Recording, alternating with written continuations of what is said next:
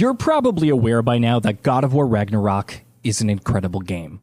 It is an epic in the truest sense of the word and improves upon its already impressive predecessor in almost every way possible. One of the areas where it touts those key significant improvements is combat. Interestingly, God of War Ragnarok does this not with any radical reinventions, but rather with a number of iterative improvements and refinements. The net result is massive. And here, we're going to talk about a number of those smaller improvements that come together to improve Ragnarok's combat in truly meaningful ways. Oh, you've done it now,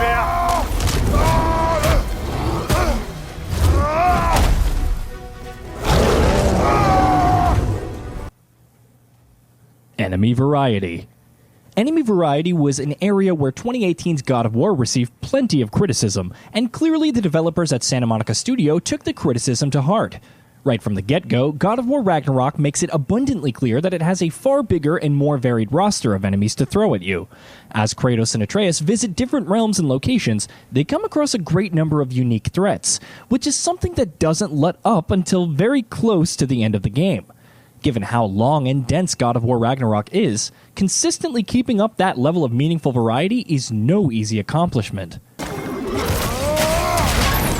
Of course, those enemies all come at you with different attacks. Some are smaller and die in a single hit, but move really fast and come at you in far greater numbers, while some are slower and bigger targets, but you can deal deadly damage with their attacks.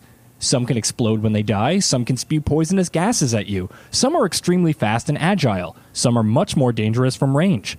Some attacks can be parried, some are unblockable, and some require the usage of your shield.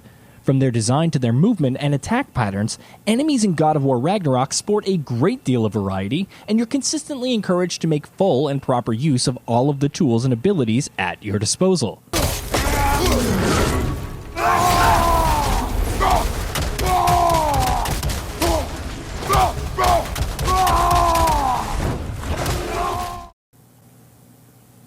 Boss fights.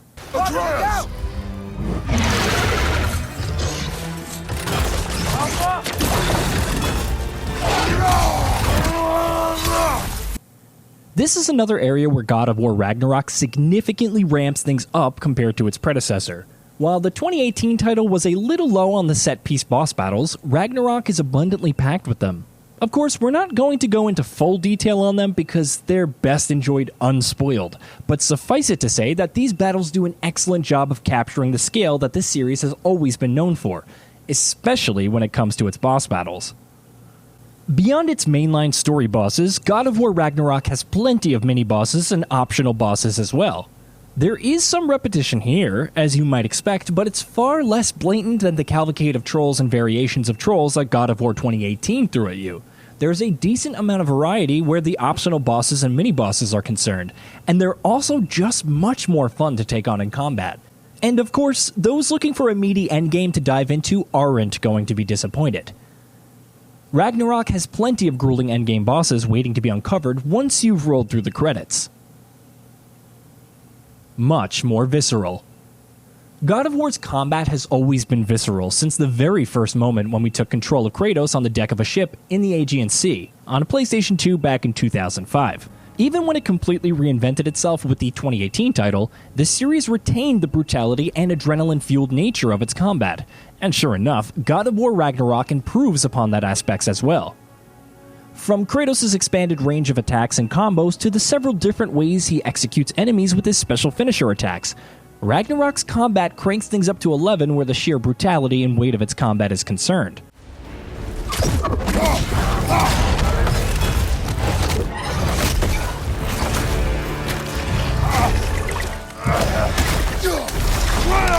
Ready!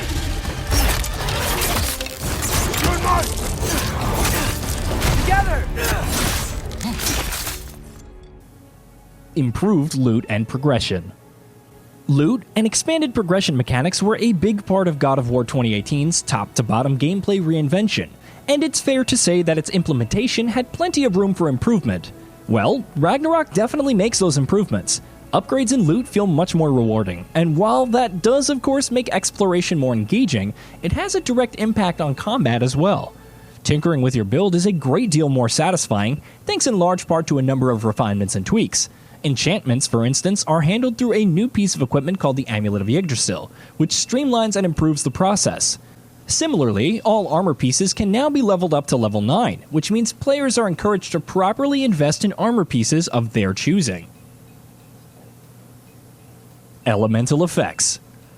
Elemental effects and damage were important elements of God of War 2018's combat, but they take on an expanded role in Ragnarok, though whether or not you agree with what might depend on how much you're choosing to engage with that side of combat.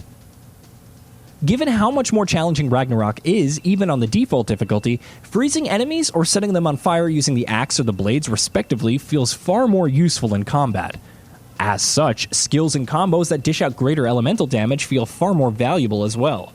Like with a few other things we've discussed, this incentivizes players to engage with the combat mechanics in a much more practical sense. Weapon signature moves.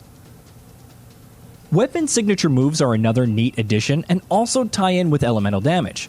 Holding down triangle with the axe equipped sees Kratos imbuing it with enhanced frost, allowing you to dish more icy damage with your next attacks. Meanwhile, mashing triangle with the blades equipped sees him rapidly spinning them around to stoke the flames, making your next attacks extra fiery. Side note, it's also a badass animation. Obviously, these signature moves aren't a huge addition that completely changes the flow of combat, but chances are you'll find yourself using them more than just a little bit. Shields. Shields also have an expanded role in God of War Ragnarok's combat.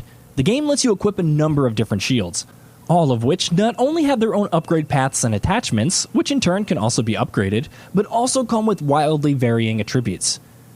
One can't be used for parries, but it absorbs all the damage you take when you're blocking, which can then be unleashed in the form of a wave of kinetic energy released by smashing the shield into the ground to send nearby enemies up into the air.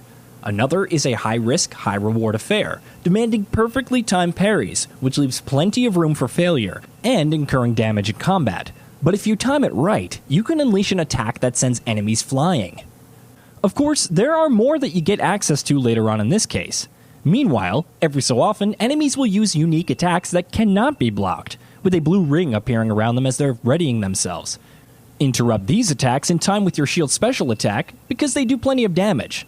It's one of the several ways that God of War Ragnarok makes your shield a much more active part of the combat loop. Hey, did you know that we at Gaming Bolt upload new videos every day? Stick around, drop a like, subscribe, and hit that bell. Let us know what kind of content you'd like to see in the future with a comment below, and be sure to check out our new channel, GB Plays.